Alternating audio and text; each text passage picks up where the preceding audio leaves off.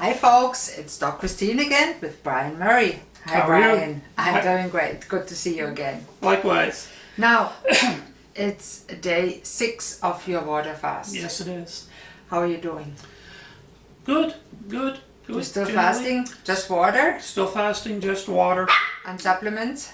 and supplements. I'm doing my supplements and my vitamins, which I always done for probably 10 years previous to this, and I had quit just before the starting the fasting, and I started again right at the fasting. Yeah.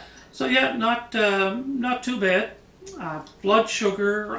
3.7, which is considered low. 3.7, they consider it low, and people that don't know and check their blood sugar would say, oh, that's danger zone. They say that when you're fasting, your blood sugars will go down, and they can go down as low as 2.8 and still be acceptable. If you feel okay. If you feel okay. Exactly. Now, my 3.7 doesn't bother me at all. It's just another day. I wouldn't even have known that if I hadn't checked it, and then I rechecked it to be sure, and that's what it was. Yeah.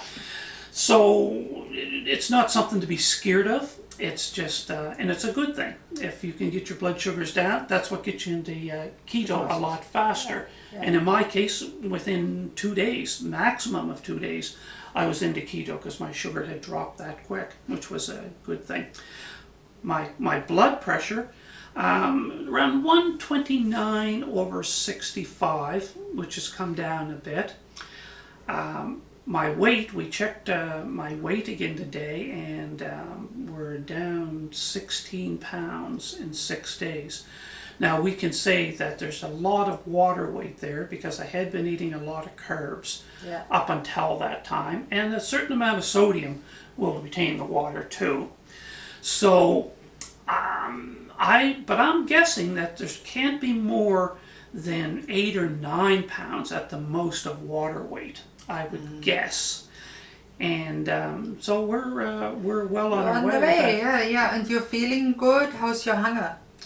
Hunger is on the low end. It's not very high.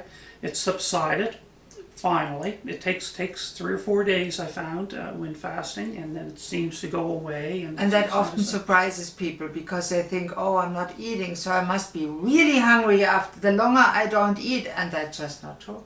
No, it's interesting because you're right. Most people, even people who fast for short periods of time, they say, oh my, I can't go more than 3 days. I'm just starving.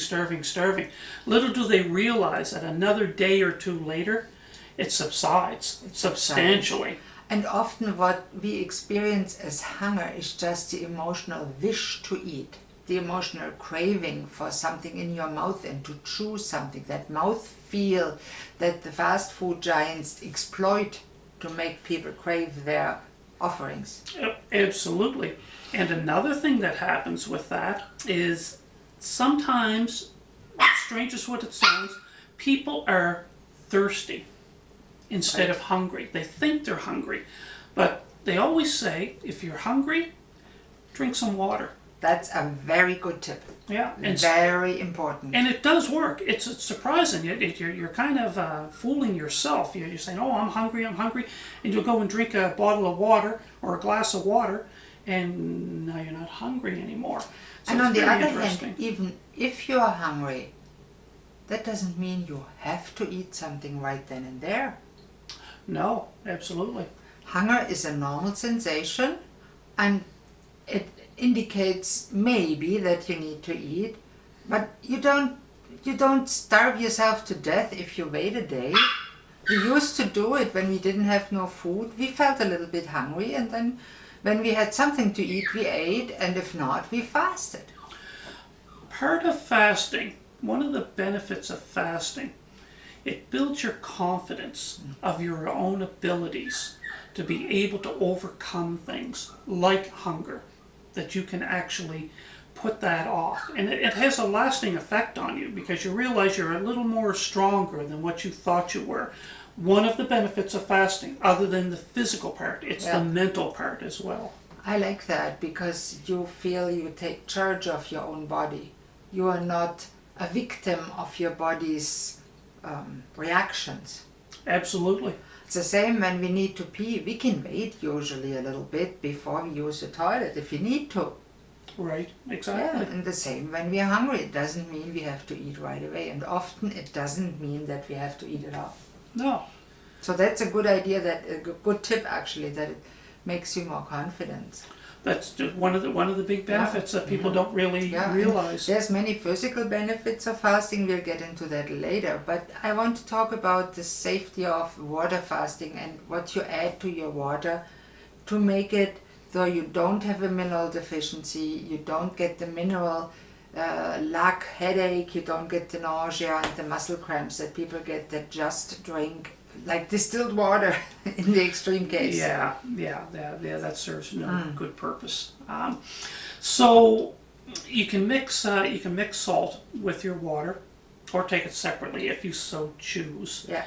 Many different types of salt, as people know. There's just standard table salt. There's Himalayan salt. There's a lot of different ones. Pink salts, which Pink salt is Himalayan salt. exactly. Sea salt, Yeah. which is often contaminated nowadays. And Yes. Himalayan salt is in a way sea salt, just from an anciency. The benefit of the Himalayan, in my opinion, is that there is additional things in the Himalayan that are not refined out of it with the table salt. And I just want to put in, it's interesting, many people don't realize that salt in the chemical sense doesn't just mean what our table salt is, sodium chloride. Salt is an ion, a metal ion like sodium, potassium, lithium, combined with a negative ion like potassium chloride, potassium bitartrate, which is cream of tartar. It is all a salt. And as you said, Himalayan salt only has 80% sodium chloride. The rest are what we call trace minerals, which are all salts that the body needs. And we need magnesium, we need potassium, we need calcium, we need sodium for our muscles to function, for our brain to function, for our cells to function, for our nervous system to function. So that has to be in the water. That's right. And in my case, one of my supplements is calcium magnesium that I take daily. I haven't started yet, but the cream of tartar, which is potassium, I will take that soon to make sure that I do not and I actually run looked low it up. potassium. It's about 16% potassium content. So Right. out of 100 grams, we get 16 grams of potassium. We need about 3 to 4 grams a day. Right. So there's quite a lot of cream and tartar that you have to consume in a day. Right. Same with sodium chloride. It's interesting. Is there a way for checking your potassium when you're fasting? It's really not much sense. You could certainly do a urine test in the excretion, which is quite expensive, or a test in the erythrocytes. Potassium, like magnesium, is intracellular. So the body regulates the serum concentration very tightly. Right. Because a high potassium stops your heart. You don't want that. Right. A low potassium affects your heart also and your muscles. You don't want that either. So the kidneys, as long as they function properly, regulate your mineral content in the blood, in the serum, what we measure in usual lab tests, very tightly. So if your potassium is normal, that does not mean that you don't have a potassium deficiency in your cells. Right. Same with magnesium. When you do magnesium in serum, that doesn't mean anything. And we don't measure all the trace minerals that you get with your Himalayan salt. And you need still iodine. Right. Unless you eat seafood and dulse, which is high in iodine, your thyroid and your cells need iodine for your energy metabolism. So saying this with the potassium, it's kind of interesting because you always have the disclaimer that you shouldn't do this without doctors' permission or people of knowledge. And one of the reasons that you would not do a fast is if you had renal. Yes, kidney failure.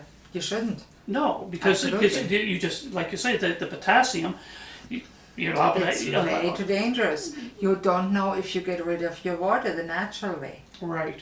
And then you get edema, especially if you're on dialysis. No way you should do a water fast. No. No.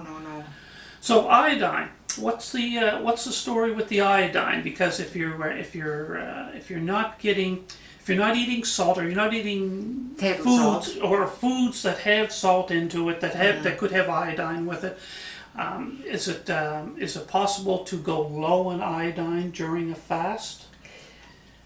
I looked that up yesterday because we planned about talking about it. I could not find a good explanation how long it takes to deplete the body of iodine. So I feel it probably takes more like a few days to weeks because it doesn't get stored in large amounts, and it needs to be repleted. Iodine is excessive iodine is through urine. Yes, all the minerals, if your kidneys function properly, gets just peed out. Right. So you will never you'll have the perfect amount so long as you're continuing to put it into your body. Right. And we don't know for sure how long we can go. Yeah. So you can't really overdose on minerals if you drink enough and your kidneys function properly. Right. And it's still, I wouldn't, that's why they don't give potassium IV lightly, because it can be very dangerous. Sure. And that's why supplements in potassium are not available over the counter. Makes sense. It's only low dose, 100 milligrams, which is really not much. A normal person would have to eat 30 pills to get the amount that we need in a day. Right. And that makes sense because people that have kidney failure sometimes don't know this.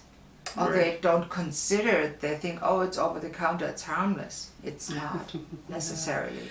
Yeah, over the counter's fine. It's not necessarily harmless just because it's over the counter. So that's important to know. And yeah, it is very interesting with the iodine. I think the best way to find out if somebody is deficient in iodine is just do a skin test. Oh yeah. Because you can paint it on your skin and then look after 12 hours. If the patch is gone, you are iodine deficient. If the patch is still visible, you have enough iodine in your body. So it's something that when you're fasting especially, a person should be checking, And everybody really that's tired or has goiter, which is a classic symptom of hypothyroidism, or is diagnosed with hypothyroidism, before you go on medication, check if your iodine is okay. And many people now think, oh, I don't want to eat table salt, I eat Himalayan or sea salt, which is not iodized. And if you don't eat enough seafood and dulse and stuff, you get iodine deficient over time. And the symptoms, the big symptoms of it are? Fatigue, hypothyroidism, that's the main symptom. Yeah. Fatigue, and your skin gets dry, your hair gets brittle, your nails get brittle. And then people don't know what it is. Right. So that's important, and it's easy to do. You just take some iodine solution, you can buy it Lugol's, and paint it either on your arm or on your belly, and about an 8x8 square, let it dry, don't shower until 12 hours later, look at it, if you can still see the spot, Yeah. Easy. you're okay. Easy. If you can't see it, take some iodine. There's actually an easy way to take iodine. You can buy Lugol's solution, put 1 drop in a glass of water, it tastes awful, but it works. Yeah. There we are in the commercial world. That's what it is. But What did you they also say? can take proper supplements. Like okay, we are back. The camera gave out on us. Sorry. Technology. I need a new one. I know. Oh well, that's fine. It That's works. life. That's life. It works as it is, and we can put it together. Yeah. Now we were talking about salts today, and if you have any questions, message us. And Brian is very knowledgeable, and I have a little ideas, and what I don't know, I research. And you do Where the the same. knowledge, Christine? No. To know how little you know, you have to be pretty smart. So we are both smart that way. You never know everything. No. I would never No. say I do. No. And that's okay. I mean, when you really want information, Mr. Google has it all. But right. it's all the way to bring it up. And we are excited.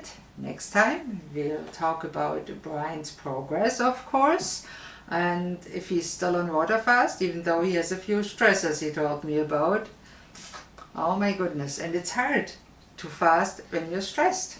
It's emotional eating. Mm-hmm. That's a topic we will be talking about Next and time. you have to be conscious of what you're doing. Yeah, and I actually have a great worksheet, and in next video on the website I'll share that worksheet. Excellent. It's really good to find out why you want to eat. Excellent. Alrighty, see you next time. Have a great day. See you later.